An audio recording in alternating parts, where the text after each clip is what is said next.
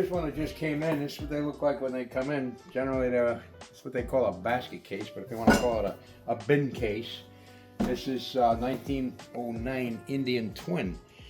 And this came out of Massachusetts. We bought it up in New Braintree, Mass, which was actually not that far from Springfield, where they actually made these motorcycles in, from 1902 up till 53. This is, again, it's going to be quite a nice look. This is actually, looks kind of beat up. The tank is really ratted out. I do have an extra tank upstairs. But if you look at the frame, it's really pretty nice. There's no pits in it. The engine is free. It's in pretty nice shape, but it looks like it's pretty beat up. But the engine turns over. The frame is really nice. It's not pitted at all, and usually they come in a lot worse than this.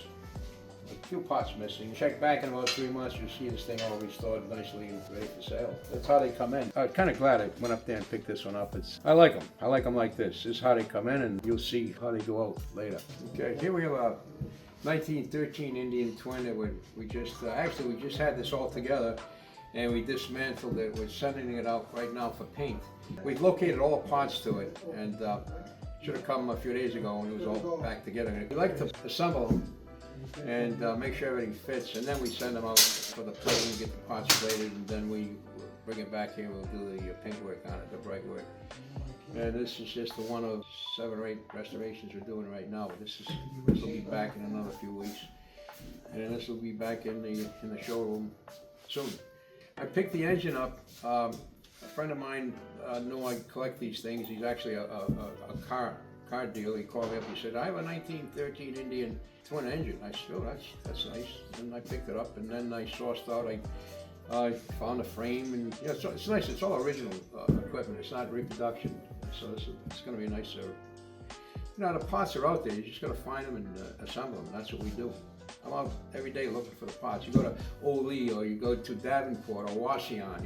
These are the meets that if you're doing this thing, this crazy hobby, you gotta go to those meets because the parts are out there and they're drying up. So, but you'll never surprised. I mean, I'm always surprised to see how much stuff is still out there. I always say it's all drying up, but it's out there, and people are finding them and bringing them out, and I'm out there picking them up, putting them back together. That's what we do. Here we have another project we're working on. This is a Indian PowerPlus. Now, Indian made PowerPluses from 1916 to 1924. This one, let's see, the engine number, the letter is M. M would be, let's see, 9 would be, 1909 is A, B, C, D, up to M. That makes this a 1921. So this will be a 1921 Indian PowerPlus. We got the engine all taken apart and put it back together again. It should run, but we got it all detailed and ready to go. Let me show where the chassis is, what we did to the frame and forks and fenders right here. And this is all done, and the gas tanks are downstairs. Just came in today, actually. But this is pretty complete. Again, this is one that will be done within the next several weeks. This is the rest of the nickel just came in today, as a matter of fact. Restoration is progressing quite well. Very happy about that. So this is, again, this is a 1921 Indian PowerPlus. She'll be in the showroom soon. But we're getting them done.